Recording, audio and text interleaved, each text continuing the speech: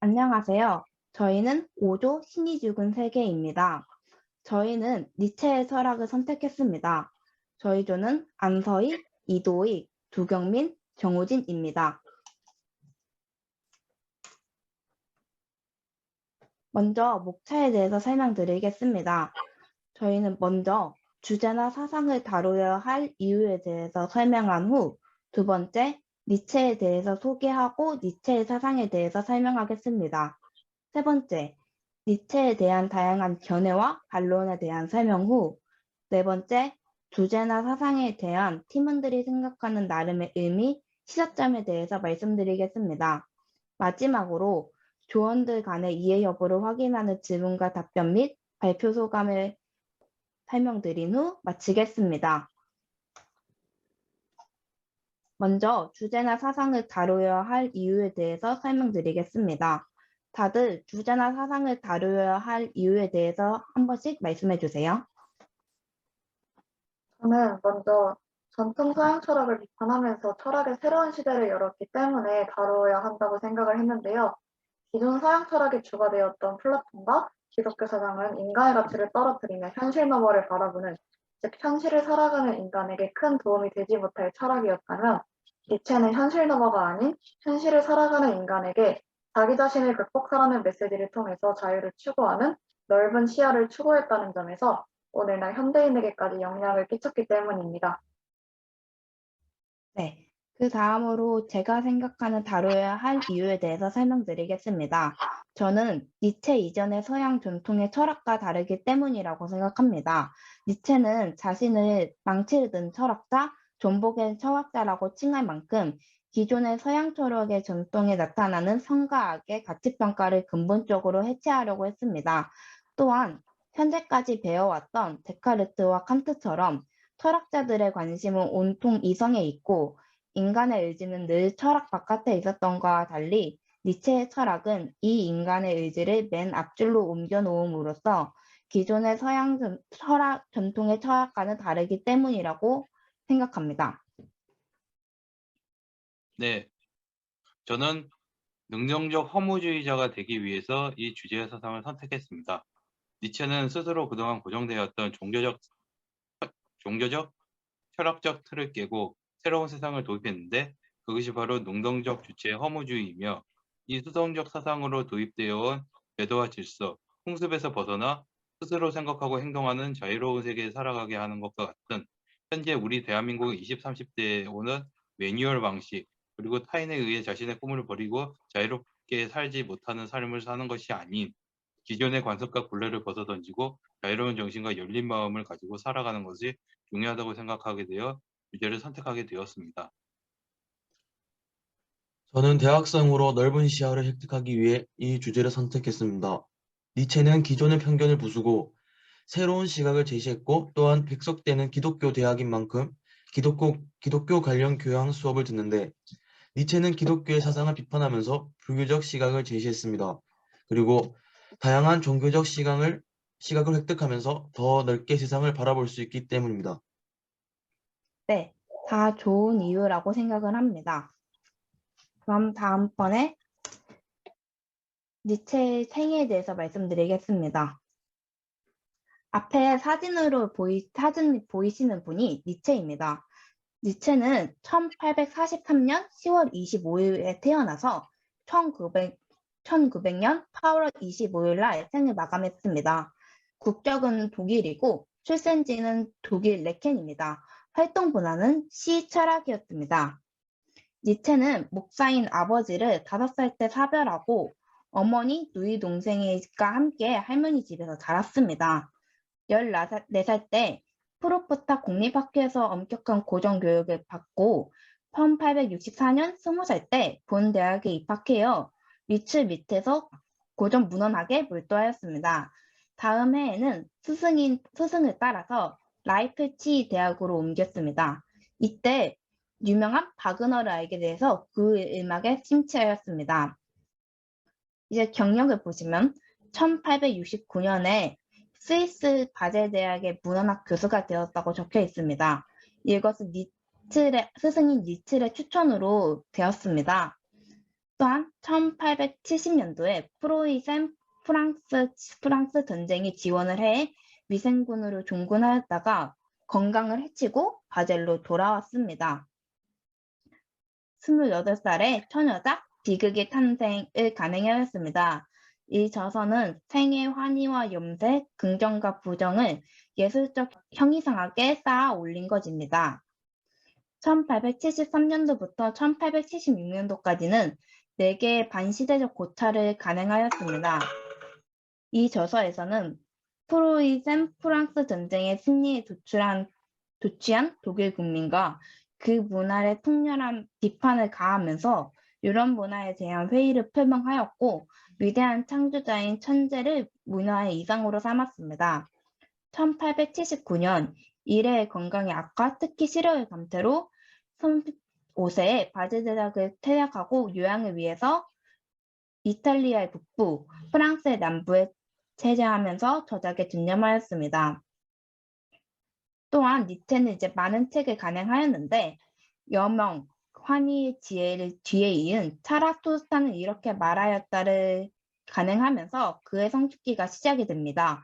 신의 죽음으로써 지상의 의의를 선포하였고 영과 폐기에 대한 삶의 긍정을 최고의 형식으로 밝혔으며 초인의 이상을 가르쳤습니다. 또한 도덕의 계보학에서는 약자의 도덕에 대해서 삶의 통일을 부여하는 강자의 도덕을 수립에 치도하였으며 미완의 역작인 경력의 의지에서는 삶의 원리, 즉 존재의 근본적인 본질을 해명하려고 하였습니다. 그 이후 정신찬란인 채 바이마르에서 사망하였습니다. 이때가 1900년 8월 25일이라고 알고 있습니다. 니체의 사상의 기조를 이루는 것은 근대 문명의 비판이며 이것에 대한 극복입니다. 네, 이제 노예 주인 도덕과 신이 죽었다를 설명하겠습니다. 니체는 소크라테스의 철학을 비판하며 철학자들이 철학을 할 때는 가볍고 재미있게 해야 한다고 했습니다. 니체의 관심은 사람들은 왜 이러한 방식으로 옳고 그름을 보게 되었을까?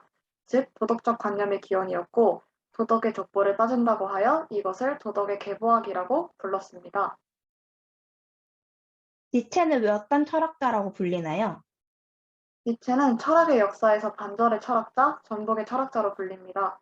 니체는 기존에 통용되던 모든 가치관을 부숴버리고 그 자리에 새로운 가치를 정립하려 했기 때문입니다.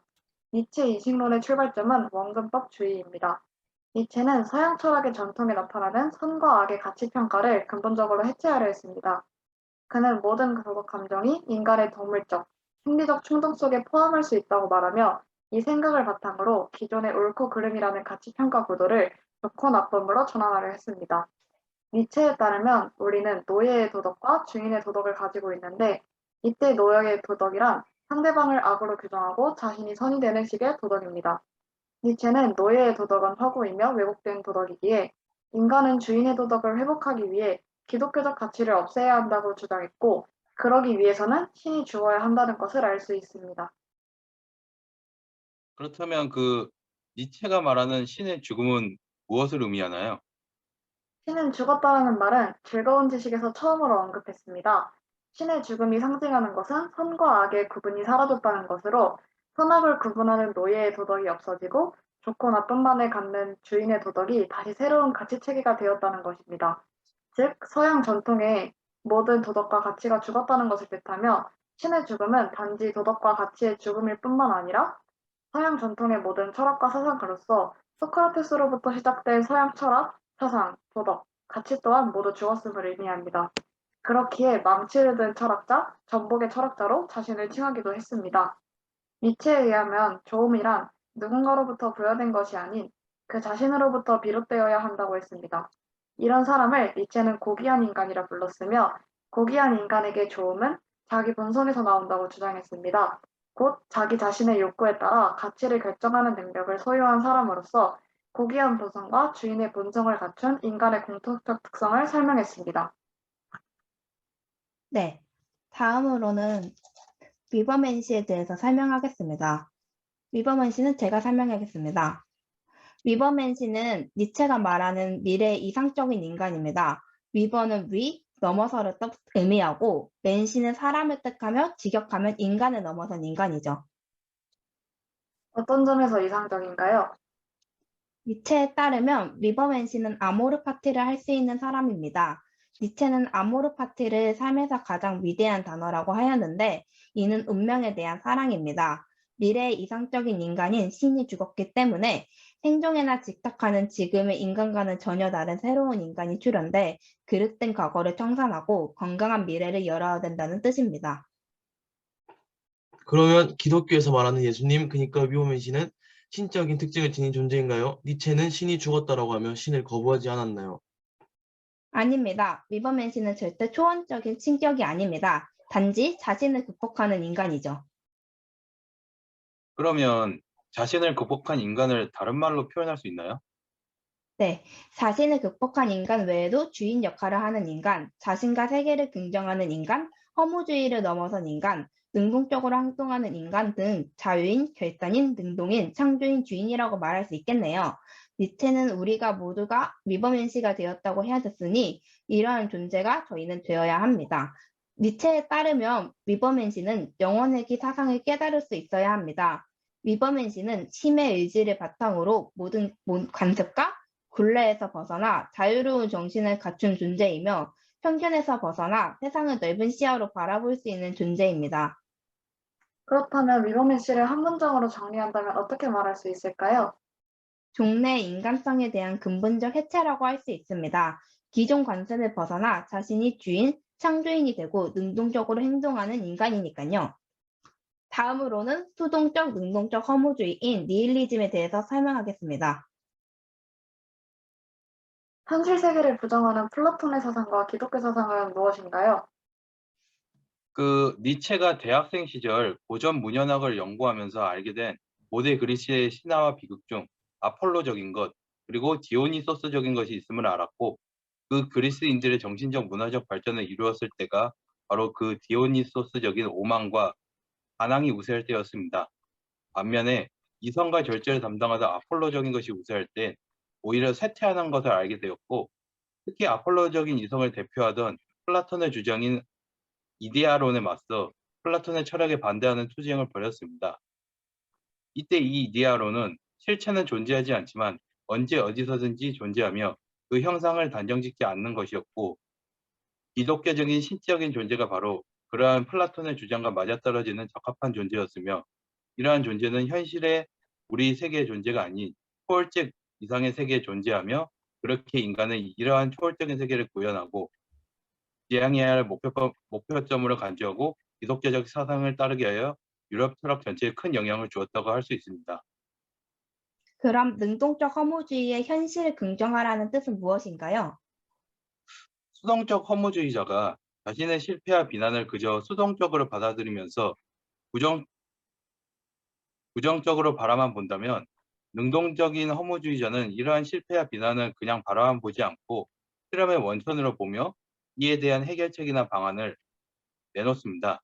이러한 가치와 추락을 기회로 새로운 삶의 방식으로 기존에 있던 삶의 방식을 시험하기 위한 기회와 무한히 반복되는 죽음과 탄생 속에서 인간의 생은 그냥 눈 깜짝할 만큼 순식간에 지나가는 먼지와 다름없는 존재이기에, 이러한 허무주의 세계에서 근심과 걱정을 내려놓고 매 순간순간은 능동적이고 진보적으로 살아가야 한다는 것이며, 특히 이 실패하고 좌절하더라도 도전해보는 것이 나중에 가장 큰 힘으로 작용한다는 원칙이라고 말할 수 있습니다. 그러면 능동적 허물주의가 긍정하는 세계라는 것은 무엇입니까? 플라톤과 기독교적 사상이 만든 신적 존재를 이용해서 자신의 권력과 이익을 메꾸려는 인물들이 지배하는 세계를 그저 수동적인 허무주의로 비판만 하며 손만 보고 있는 것이 아닌, 이 세상이 지닌 부조리와 본인이 자유로운 삶을 바꾸기 위해 능동적 허무주의를 적극적으로 활용하여 극복하는 사람들이 살아가는 세계라고 말할 수 있습니다. 네, 그럼 마지막으로 영혼회귀에 대해서 이야기해 보겠습니다. 니체의 영혼회귀란 니체의 공상적인 관념입니다. 그에 의하면 생은 원의 형상을 띠면서 영원히 반복되는 것이고, 피안의 생활에 이르는 것도 환생하여 다음 세상에서 새로운 생활로 들어가는 것도 모두 부정하고 항상 동일한 것으로 되풀이된다는 사상입니다. 니체가 말한 영원회귀라는 사상을 정확히 해석하면 어떤 뜻이 담겨져 있나요? 우리가 살아가는 세계는 파괴와 창조를 거듭하면서 동일한 것을 반복합니다. 반복이 지루해지면 쇼펜하우어가 말했듯 그것은 고통이 되지만 니체는 이 건태의 반복을 뒤집고 모든 반복은 새로운 시작이라는 깨달음입니다. 즉 삶에 반복되는 모든 순간은 그것을 경험하는 사람에게 항상 새로운 시간이 되고 이것이 바로 니체의 영원회귀라는 사상입니다. 니체의 영원회귀 사상을 반박한 사례가 있나요? 세바퀴가 형성하는 상태는 무한하지만 시간이 무한하다면 원래 상태와 무한히 가까운 상태가 반복되는 것은 가능합니다. 이는 푸앙카레의 순환정리에 의한 것으로 사실 니체가 한 얘기와는 별 상관이 없습니다. 사실 순환에 의한 영원이라는 개념은 니체가 처음으로 제시한 것도 아니고 니체에게서만 발견되는 것도 아닙니다. 이미 고대 그리스의 아리스토텔레스가 쓴 자연학에서도 이와 비슷한 개념은 발견되고 있습니다. 또한 일본 문단에는 그럭저럭 알려져 있지만 한국에는 잘 알려져 있지 않은 작품으로 오기스트 블랑키가 쓴 천체에 의한 영혼이라는 작품도 있습니다. 이건 위의 반박에 대한 재반박이 되기도 합니다. 네, 모두 좋습니다. 다음으로 니체에 대한 다양한 견해와 반론에 대해서 이야기해 보겠습니다. 플라톤은 먼저 현실 너머 저 세상에 변하지 않는 이데아가 있다는 반면에 니체는 저 세상을 없애고 모든 것이 변한다고 주장하였습니다. 네, 다음으로 맥킨타이어에 대해서 얘기하겠습니다. 맥킨타이어는 스코틀랜드 철학자입니다. 맥킨타이어가 말하길 니체의 사상은 사회라는 맥락을 무시한 개인 주권을 가장한다는 점을 강조했습니다. 맥킨타이어가 보기에 니체의 위버맨시는 오늘날에 이르기까지 세계의 어느 곳에서도 자신의 선을 초월하거나 발견하지 못하고 자기 자신의 속의 세계에서만 자신의 선을 초월하거나 발견합니다. 그 이유는 위버맨시가 관계와 활동의 양측면을 결여하고 있기 때문이라는 것입니다. 맥킨타이어가 보기에 개인주의의 마지막 시도를 하는 자유주의적 개인주의 견해를 가진 니체는 목적록의 아리스토텔레스의 전통의 극단적 반대자라는 평을 하고 있습니다. 펄커 게르하르트는 독일의 저술가로 니체의 정치에는 다수를 지배하려는 배타적 소수로 구성되고 애초부터 합의를 기대할 수 있는 정치적 견해와 동떨어진 곳에 서 있다라고 주장했습니다. 니체의 사상의 결론과 영향의 긍정적인 평가에는 20세기 지성사 전체의 음악 예술, 무용 철학의 새로운 시대를 열었고 부정적인 평가에는 기존의 도덕과 가치를 부수기는 했지만 새로운 대안을 제시하지 못했습니다. 니체는 전체주의, 도덕주의, 국가주의, 종교, 실체론, 자본주의, 공산주의, 사회주의, 무정부주의 등 모든 사상을 비판하였으나 니체의 사후 나치가 믿는 파시즘의 상징적 존재로 왜곡되고 악용되었습니다. 네, 좋습니다. 주제나 사상에 대한 팀원들이 생각하는 나름의 의미, 시사점에 대해서 각자가 말해보는 시간을 갖도록 하겠습니다. 제가 먼저 말하겠습니다. 저는 니체가 했던 유명한 말이 신이 죽었다와 같이 기존의 서양 전통의 모든 도덕과 가치를 벗어나 새로운 관점을 제시했다는 점에서 의미가 있다고 생각합니다. 또한 위버맨시에 대해서도 의미가 있다고 생각을 했습니다. 자신을 극복한 인간인 위버맨시는 편견을 벗어나 세상을 넓은 시야로 바라볼 수 있는 존재인데 위버맨시는 아모르 파트를 할 수 있는 존재이기도 합니다. 위버맨시는 현대사회에 적응할 수 있을 것이라고 생각을 했습니다. 사회가 특정한 성공한 삶이 아닌 자신이 원하는 것을 하고 자신에서 주인 역할을 하는 인간이라는 점에서 21세기의 교육 트렌드와 비슷하다고 생각을 했습니다. 과거에는 사회가 정한 삶을 살고 사회란 프레임에 맞춰서 생활을 했다면 이것은 니체의 사상과 맞지 않습니다. 하지만 시간이 지나면서 이제는 현재 사회에서 강조되는 것은 자신이 알기, 나의 삶이라고 생각합니다. 최근 MZ세대라고 불리는 우리 세대가 추구하는 삶은 어느 정도 니체의 위버맨시 사상과 적합하다고 생각을 했습니다. 기존 우리나라에 뿌리 깊게 있던 편견을 버리고 사회가 원하는 삶이 아닌 나 자신이 원하는 삶에 대해 깊게 고민하고 이에 따라서 행동합니다. 또한 한 단체에서 얽혀 있는 것이 아닌 자유로워지고자 합니다. 이는 신이 죽었기에 생존 사회에만 집착하는 기존의 인간과는 달리 전혀 새로운 인간의 출현이라고 생각합니다. 또한 기존의 모든 관습과 굴레에 벗어나 자유로운 정신을 갖춘 존재이기도 합니다. MZ세대 이후의 세대에서는 니체 사상이 좀 더 적용된 완전한 위버맨시의 존재가 출현할 수 있을 것이라고도 생각해 왔습니다. 다음으로 경민님 말씀해 주세요. 저는 니체가 오지 않을 현실 너머의 환상을 기대하지 말고 현재에 충실하여 현실을 바라보라는 관점을 제시했다는 점에서 오늘날 현대인의 사상과 비슷하다고 생각을 했습니다. 이는 니체의 철학이 현재까지 영향을 미친다는 증거이기 때문입니다. 그러나 니체가 주장한 선과 악의 가치를 해체하기 위해 옳고 그름이라는 가치평가 구도를 좋고 나쁨으로 전환했다는 것은 약간의 오류가 있다고 생각을 합니다. 결국 선은 옳고 악은 그릅니다. 그리고 다르게 말하면 선은 좋은 것이고 악은 나쁜 것입니다. 모든 가치평가의 기준을 옳고 그름으로 판단할 수는 없지만 그럼에도 옳고 그름의 평가는 잘못된 것이 아니고 또 경우에 따라서 좋고 나쁨 또한 잘못된 가치평가의 기준이 될 수 있습니다. 그래서 이로 봤을 때 우리는 스스로 판단하여 상황에 맞는 적절한 평가를 할 수 있어야 한다고 생각합니다. 네, 좋습니다. 다음으로는 이도익 학우님께서 말씀해 주세요. 네, 저는 현 세대를 살아가는 나에게는 비관론적으로 다가오는 니체의 사상은 비록 그 시대를 살아가진 않았지만 어느 정도 부분에서 공감되고 이해가 되었습니다. 그토록 따라왔던 정치관의 변화와 산업혁명으로 인한 인간의 발전은 큰 부분에서 긍정적인 부분을 차지했지만 그만큼 부정적인 면도 컸습니다. 그러한 변화로 인해 니체와 같은 사람들은 더 이상 오래된 관습이나 세습, 그리고 전통과 같이 과거의 조상들이 만들었던 규칙을 항상 옳고 좋게만은 볼 수가 없었습니다. 그렇기에 이러한 틀을 깨부수고 새롭게 다시 시작한다는 생각으로 시작한 니체의 주장과 사상들은 19세기를 살아가던 사람들에게 신선한 충격을 주었고 많은 변화를 이끌어내었으며 유럽 역사뿐만 아니라 전 세계적 영향을 끼쳤습니다. 우리나라 또한 과거에는 유교적 사상과 같은 과거의 세습과 전통을 이어왔지만 이러한 큰 사건을 겪으면서 변화를 받아들이게 되었고 과거가 정해놓은 규칙을 깨고 새로운 길로 도약한 것입니다. 그만큼 큰 리스크도 있었고 적응 기간도 필요했지만 지금의 우리나라는 어느 정도 긍정적인 발전을 이루어내었습니다.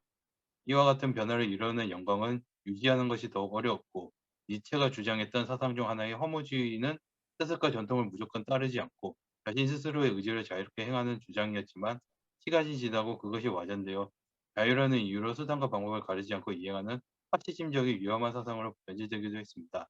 이와 같이 니체의 사상은 니체의 그 시대의 흐름에 막다른 길을 부수고 새로운 길을 개척했지만 그러한 개척을 통해 더 많은 문제점을 야기한 존재이기도 합니다.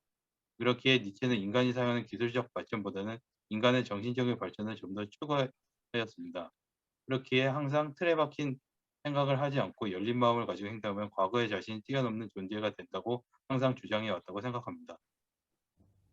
네, 좋습니다. 마지막으로 정호진 학우님 말씀해 주세요. 니체는 기존 서양 철학과 달리 기독교를 비판하였고, 기독교는 강자를 파멸시키고 자신감을 불안과 양심의 괴로움으로 바뀌어 놓으라고 보았습니다. 그리고 역사의 주인공은 강자라고 말하며 모든 도덕과 위선에서 벗어나 진정한 자유를 위해 자신의 의지대로 살아가는 사람을 말하며 그런 사람을 초인이라 하였고, 니체는 삶이란 살아남기 위한 것이 아니라 지배하기 위한 것이라고 말하였습니다. 그리고 니체는 자신의 생각이 시대를 너무 앞서갔다며 미래의 독자들에게 기대를 걸었습니다. 현재 제가 니체의 철학을 보았을 때도 아주 옳다 생각합니다. 왜냐하면 과거 제국주의에서도 그렇고 현재 21세기에서도 봐도 니체의 말처럼 강한 자만 살아남기 때문입니다. 네, 다 좋은 의견이고 좋은 의미와 시사점인 것 같습니다. 네, 다음으로는 저희가 만든 질문과 답변을 통해서 조언들이 얼마나 이해하고 있는지에 대해서 한번 알아보는 시간을 가져보겠습니다. 먼저 진행자인 제가 질문을 하면 다른 분들이 답변을 하시겠습니다. 그럼 먼저 질문하겠습니다. 1번, 니체가 주장한 신이 죽었다라는 말은 무엇을 의미할까요? 제가 생각했을 때 니체는 스스로 자신 이외의 사람들에게 신은 죽었다고 주장을 합니다. 그토록 인간들이 만들고 믿어온 종교적 비물리적 사상을 깨부수는 언행을 한 것은 더 이상 이러한 관습에 다른 사람들이 얽매이는 것을 원치 않았기 때문입니다. 신이라는 비물리적 존재가 정한 규율과 규칙을 아무 이유 없이 따르는 것이 아닌 인간 스스로의 본성을 통해서 자신의 행동과 생각으로 선을 추구하는 것을 원했기 때문입니다. 욕망을 절제하고 인내심을 가지며 틀린 행동을 바로잡고 위협을 예방하는 것처럼 자기 의지로 발전된 모습의 인간을 원했기 때문입니다. 네, 맞습니다. 신이 죽었다는 아까 주경민 님께서 말씀하신 것처럼 자신의 스스로 자신 외에 신이 죽었다라고 주장을 하고 관습에 얽매이는 것을 하지 않았고 또 이것은 모든 전통의 서양 철학과 사상의 죽음이기도 합니다. 네, 그럼 다음으로 2번 질문 드리겠습니다. 미래의 이상적인 인물이 위버맨시가 되어야 하는 이유는 무엇일까요? 제가 생각하기로는 자신의 한계를 뛰어넘음으로써 능동적이고 건강한 미래를 열어가기 때문이라고 생각합니다. 네, 맞습니다. 그러면 바로 3번 질문 드리겠습니다. 영원 회귀가 현실 세계에 주는 영향은 무엇일까요? 영원 회귀가 현실 세계에 주는 영향은 현실 세계가 영원히 반복되는 것입니다. 네, 현실 세계가 영원히 반복되는 것이 영원 회귀입니다. 네, 그러면 맞췄으니 다음 질문 드리겠습니다. 네 번째, 영원 회귀가 어떻게 하여 다시 돌아오는 것일까요? 생명은 탄생하고 죽고 그리고 그곳에서는 새로운 생명이 다시 태어납니다. 우리가 살아가는 세계에서는 이러한 행동 양식이 끊임없이 일어난다는 말입니다. 말 그대로 영원히 반복되는 삶인데 모든 생명은 제각각의 감정과 마음을 가지고 탄생하지만 결과적으로는 파괴, 즉 죽습니다. 모든 것은 파괴되고 상생하는 영겁의 삶을 살아가기에 모든 것은 평등하며 중요하고 아름답다고 생각할 수 있습니다. 그리고 이러한 반복적인 시간 동안 좀 더 의미 있는 삶을 부여하여 살아갈 수 있습니다. 네, 맞습니다. 저희가 태어나고 죽는 것처럼 생명이 태어나고 죽는 것이 영원의 기이고 이를 통해서 좀 더 의미 있는 삶을 부여하고 살아갈 수 있는 것입니다. 그러면 5번째 질문 드리겠습니다. 니체의 사상은 긍정적인 영향만 미쳤을까요? 네, 제가 생각하기엔 아니라고 생각합니다. 고정된 관념을 부수고 훨씬 더 넓고 자유로운 생각과 행동을 강조하며 타인이나 다른 것에 이끌려 다니는 게 아닌 스스로의 자유로운 삶과 그것을 얻어가는 과정을 보여주지만 이러한 자유는 선을 넘으면 당연히 독이 되기도 합니다. 자유라는 목적을 자기 멋대로 주장하고 행동하며 다른 이들에게 피해를 줄 수도 있고 미래한 사상이 과거의 다른 사상이 그랬듯 누군가에게는 강박적인 스트레스나 완벽주의를 추구하는 불완전한 사상이 될 수도 있습니다. 위험을 감수하면서 새로운 것을 발견하지만 그러한 발견 속에는 수많은 문제점이 드러나게 되었습니다. 이러한 이유가 생긴 가장 큰 이유는 인간의 불안적인 사고가 만들어낸 사상을 부정하던 인간, 즉 니체가 만들었기 때문입니다. 그렇게 그의 사상이 모두가 동조하지 못하고 부정적인 견해를 내뱉는 것 또한 이러한 이유입니다. 모두를 만족시킬 수도 없고 이해시킬 수도 없는 것이기에 완벽하게 차별화된 존재를 주장하는 사상은 불완전한 존재의 시각으로 보는 인간으로는 어려운 사상이라고 생각합니다. 네, 맞습니다. 긍정적인 영향만 미치지 않고 부정적인 영향도 미쳤습니다. 도익 학우님께서 말씀하셨던 것처럼 불완전한 사상을 될 수 있고 또 인간 니체가 만들었기 때문에 부정적인 견해를 내뱉을 수도 있기 때문에 꼭 긍정적인 영향만 미쳤다고 할 수 없습니다. 그러면 6번째, 수동적 허무주의와 능동적 허무주의인 니힐리즘의 차이점에 대해서는 어느 분이 맞춰주실까요? 네, 수동적 허무주의는 죽은 후 세계에 의탁하여 현실 세계를 부정하는 사상으로 기독교의 사상과 플라톤의 사상을 말합니다. 반면에 능동적 허무주의인 니힐리즘은 죽은 후 세계, 플라톤의 이데아와 기독교의 천국을 부정하고 현실 세계와 이 세계의 삶을 긍정하는 사상입니다. 결론은 이 두 가지의 차이점은 죽은 후 세계인 저 세계를 부정하는가 혹은 현실 세계를 부정하는가의 차이입니다. 네, 맞습니다. 수동적 허무주의와 능동적 허무주의인 니힐리즘의 차이는 결국 죽은 후의 세계인 저 세계를 부정하는가 혹은 현실 세계를 부정하는가의 차이였죠. 네, 그러면 7번으로 넘어가겠습니다. 7번, 노예의 도덕이란 무엇일까요? 노예의 도덕이란 상대방을 악으로 규정하고 자신이 선이 되는 식의 도덕이라고 생각합니다. 네, 맞습니다. 노예의 도덕과 주인의 도덕에서 나왔듯이 노예의 도덕은 상대방을 악으로 규정하고 자신이 상이 되는 듯한 도덕이었습니다. 8번이랑 9번이랑 10번은 OX 퀴즈로 진행하겠습니다. 8번, 니체는 철학을 가볍고 재미있게 해야 된다고 하였으며 도덕적 관념과 기원을 가졌습니다. 이것이 O일까요? X일까요? 제가 봤을 땐 O, 즉 맞다고 생각합니다. 니체는 소크라테스의 철학을 비판하고 그 철학을 가볍고 재미있게 한다고 생각했으며 도덕의 족보를 따졌습니다. 이러한 것을 도덕의 계보학이라고 합니다. 그렇기 때문에 저는 O라고 생각합니다. 네, 완전히 맞습니다. 니체는 도덕의 계보학이라고 하였으며 소크라테스의 철학을 비판하면서 철학을 재미있게 해야 된다고 했습니다. 네, 그러면 9번 진행하겠습니다.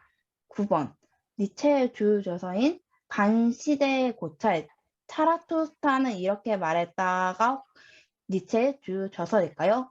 O, 5월 X로 맞춰주시면 됩니다. O인 것 같습니다. 니체는 1873년도부터 1876년도까지 반시대적 고찰 4개를 간행했으며 1883년도부터 85년도까지는 자라투스트는 이렇게 말하였다를 간행하였습니다.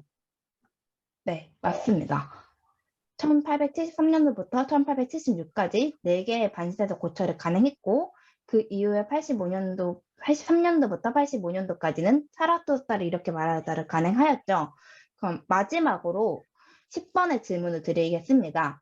10번, 니체는 조음이라는 것은 자신이 아닌 누군가로 부여된다고 하였습니다. 이것이 맞는 말일까요? 틀린 말일까요? OX로 맞춰주시면 됩니다.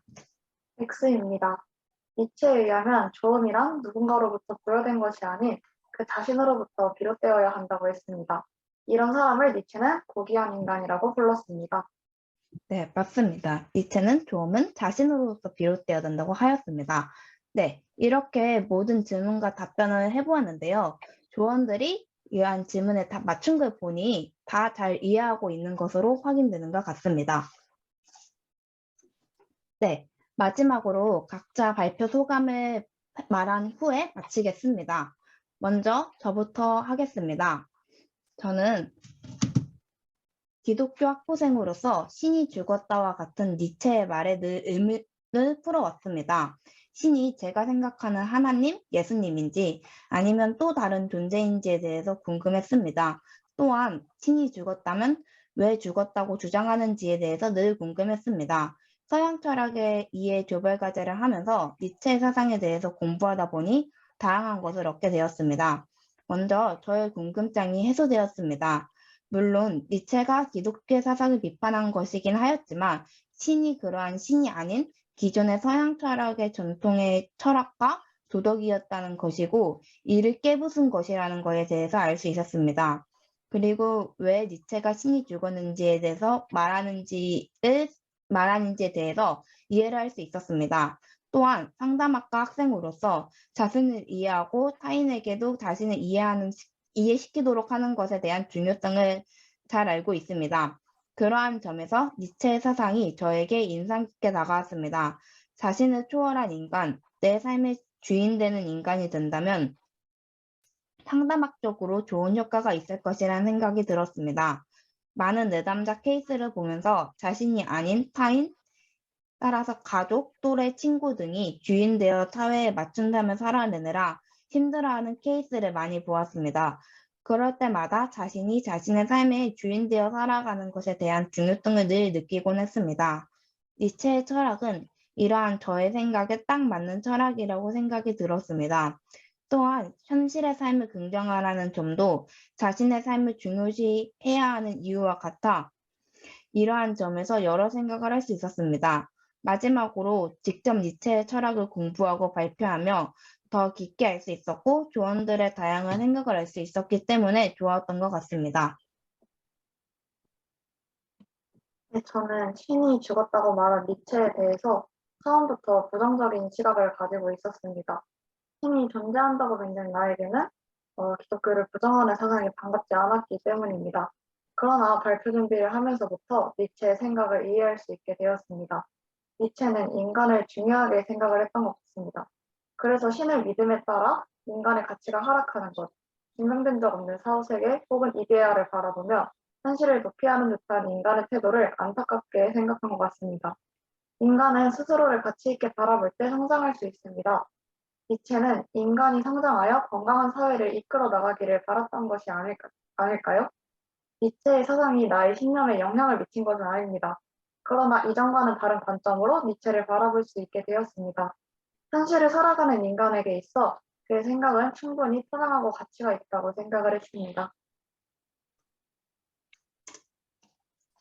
네, 저는 니체라고 들어보기는 했었지만 자세하게는 모르던 위인을 비로소 집중적으로 조사하게 되면서 이 니체라는 인물이 어떠한 사상을 가졌고 그러한 사상이 현재 우리들에게 얼마나 많은 영향을 끼쳤는지 완벽하게는 아니지만 나름대로 우리들의만의 해석으로 조금이나마 이 세상을 다양하게 이해할 수가 있었습니다. 저는 원래 니체라는 철학자의 이름만 알고 이 철학자가 무엇을 말하는지 어떤 사람인지 잘 모르고 있었는데 이번 조별 과제를 통해서 니체가 기존의 서양 철학과 달리 기독교를 비판하고 서양 전통의 철학을 해체하려고 한 사람인 거에 대해서 알게 되었습니다. 네, 모두 좋습니다. 저희의 출처는 5분 뚝딱 철학 김필영, 하룻밤에 읽는 서양 철학 양승권, 어민주의 논문인 맥킨타이어의 니체 도덕성 비판에 대한 검토 니체 연구, 네이버 지식백과의 망치를 든 철학자 니체, 네이버 지식백과의 프리드리히 니체에 대해서 니체입니다. 지금까지 저희 조의 발표를 들어주셔서 감사합니다. 이상으로 저희의 니체 발표에 대해서 마치겠습니다. 감사합니다.